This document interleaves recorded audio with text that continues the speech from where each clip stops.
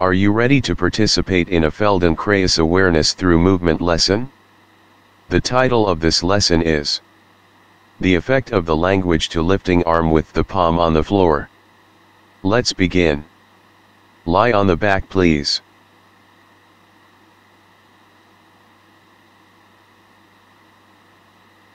Let the arms and legs long.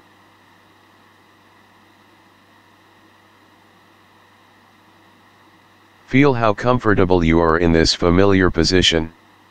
If you are uncomfortable with legs long, you may stand legs.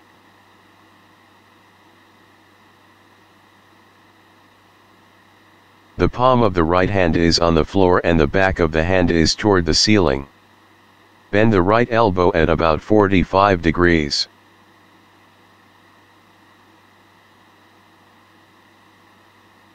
Now, slowly, lift the right hand a little bit and then put it down on the floor.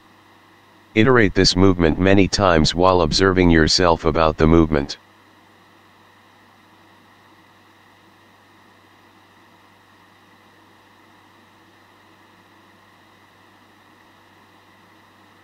How do you do that?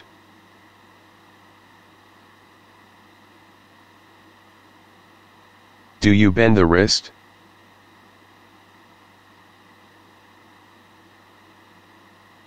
Do you bend the elbow?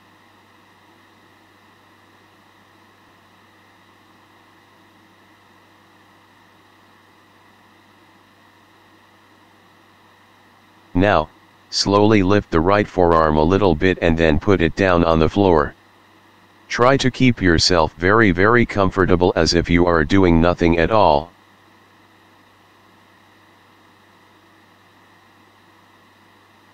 How do you make this move?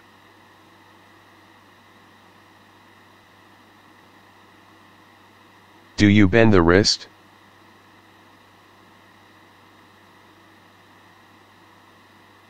Do you bend the elbow?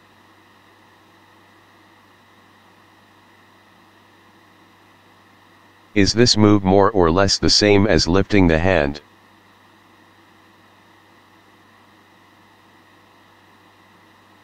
Or are they entirely different movement?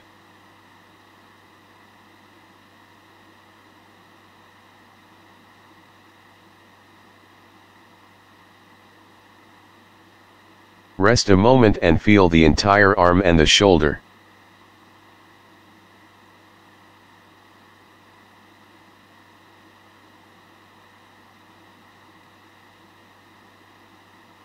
The palm of the right hand is on the floor and the back of the hand is toward the ceiling.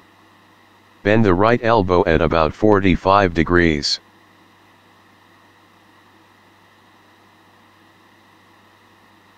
Now, slowly lift the right upper arm a little bit and then put it down on the floor. It is the right upper arm that you are lifting now.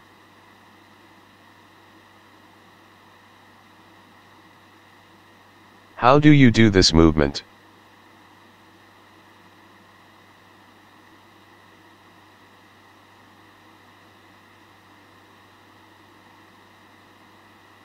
What else is lifted from the floor along with the upper arm?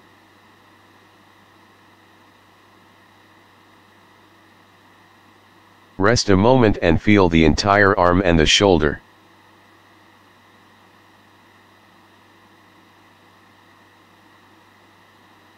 So far, we have lifted 3 parts of the right arm. But those movements could be more or less similar ones. You can do one single movement and say you are lifting the hand, the forearm, and the upper arm. It depends on your understanding of the language and the differentiation of the arm. You may know in some languages, leg and the foot are interchangeable. They are distinctly differentiated in the other languages. The arm and the hand can be used interchangeably as long as the use of them is the same. For example, if you use mostly hand and fingers, you may not be well aware of the forearm and the upper arm. Do you know Japanese sumo wrestler? If you are a sumo wrestler, you may very well aware of the use of the forearm and the hand. For them, hands and the fingers are for gripping. Forearms are for propagating big power from the torso to the opponent. Upper arms are used as powerfully rotate the arm and the elbow to throw the opponent down to the ground. Please note it is not that this way of doing the movement is wrong or right. They are just different and they have different use depending on the situation.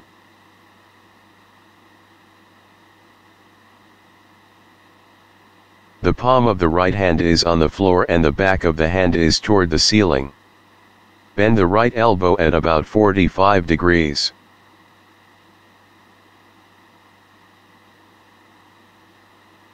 Now, lift the right hand from the floor again without lifting the forearm a few times.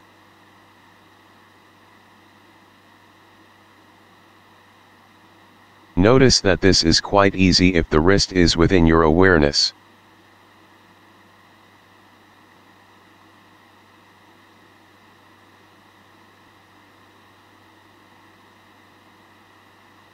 Now, lift the forearm without lifting the hand.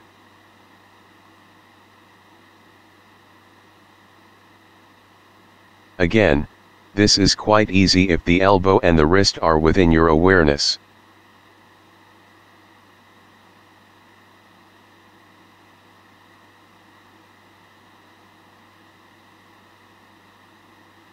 To put it differently, the more joints you are aware of, the more ways of movements are possible and probable to happen.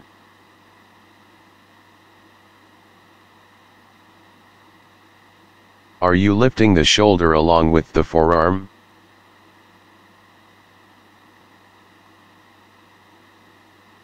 Or the shoulder joint is articulated well enough to keep it rather still?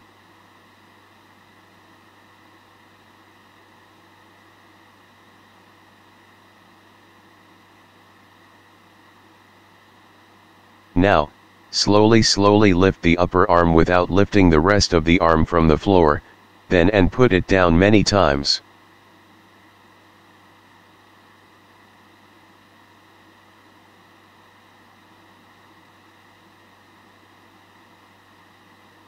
Try not to lift the hand, the forearm.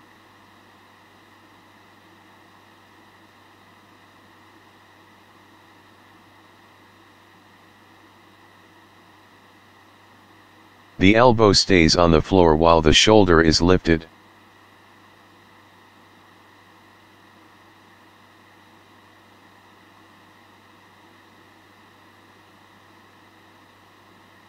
Do it many times until you feel the movement as comfortable.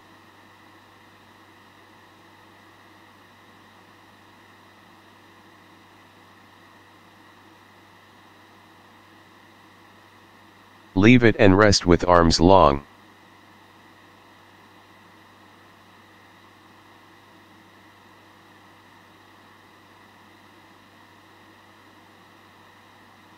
Feel the difference between the left and the right side of the back, or sides of the spine.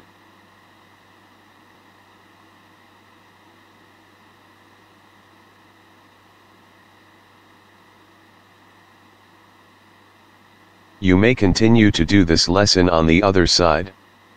Or you may stand on the feet and just feel the difference between the sides. This concludes the lesson. Thank you.